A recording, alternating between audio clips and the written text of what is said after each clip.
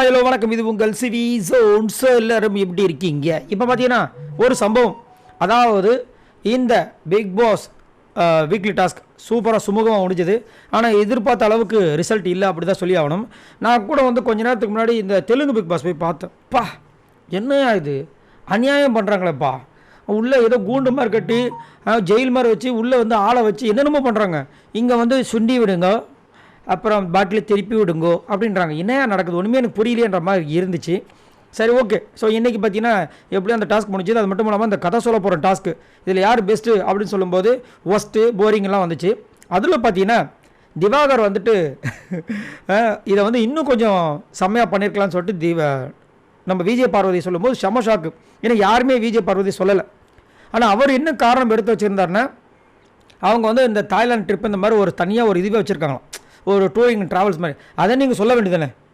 முக்கியத்துவத்தை நீங்கள் தானே ப்ரொமோட் பண்ணோம். உங்களை பற்றி நீங்கள் சொல்லலாம் எப்படி, உங்களை பற்றி நீங்கள் சொல்லலாம் எப்படி அப்படின்ற மாதிரிலாம் சொல்லியிருந்தாங்க. அதுக்கப்புறம் அரோரா கதை எனக்கு போரிங்காக இருக்குன்ற மாதிரி சொல்லிட்டார்.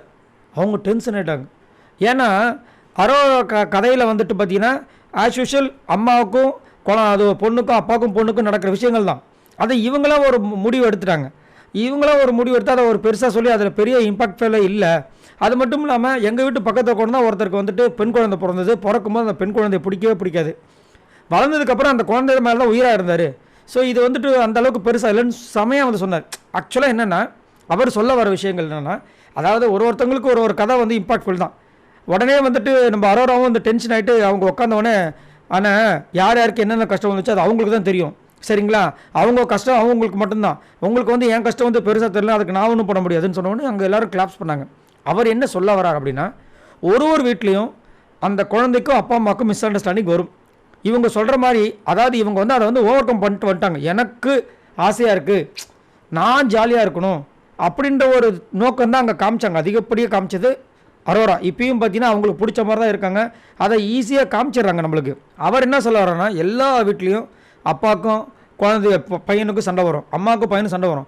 இன்னும் எனக்கு தெரிஞ்சு நிறைய பேர் பசங்க பார்த்தீங்கன்னா இப்போ இருக்கிற ஜென்ரேஷனில் 2 வருஷம் அப்பா கிட்டே பேசலையா, அது மாதிரிலாம் நடந்துகிட்ருக்கு. ஸோ இங்கே பிக் பாஸ்ன்ற ஒரு களத்தில் வேறு ஏதாவது வெயிட்டாக சொல்லி ஒரு விஷயத்த சொல்லுவாங்க அப்படின்னு நம்ம எதிர்பார்த்தோம். அந்த மாதிரி இல்லையே, ஆஸ் யூஷுவல் நடந்த மாதிரி இருந்துச்சுன்னு அவர் சொல்லிட்டு போயிட்டாப்புல. அப்புறமா அது ஒரு சலசலப்பாக போச்சு. பட் ஆனால் அவர் சொல்லிட்டாருமா, அந்த மாதிரி சொல்ல வரலம்மா, இது எல்லா இடத்துலையும் நடக்கிறது தானே அப்படின்ற மாதிரி சொன்னேன் அப்படின்ற மாதிரி சொல்லி முடித்தார். சரி, நீங்கள் உங்களோட கருத்தை சொல்லுங்கள். அரோரா கதை அவங்க எங்கள் அம்மாவும் எங்கள் அப்பாவும் என்னை எது பண்ண மாட்டாங்க அப்படின்னாங்க.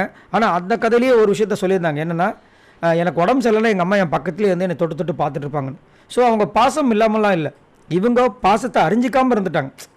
அப்படி தான் எனக்கு தோணுச்சு. ஏன்னா பாசமாக இல்லாதவங்களாம் எதுக்குமே இது பண்ண மாட்டாங்க. அதேமாதிரி ரோடை கிராஸ் பண்ணும்போது கையை பிடிச்சிப்பாங்களாம்.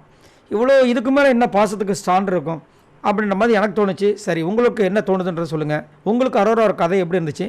நம்ம திவாகர் சொல்கிற மாதிரியே அரோரா கதையில் பெருசாக இம்பாக்ட் இல்லை அப்படின்னு நினைக்கிறீங்களா? அதெல்லாம் இல்லைங்க, அவங்களுக்கு கஷ்டங்க அப்படின்னு நினைக்கிறீங்களா? மறக்காமல் கமெண்ட்ஸ் பண்ணுங்கள். பாய் நண்பர்களே.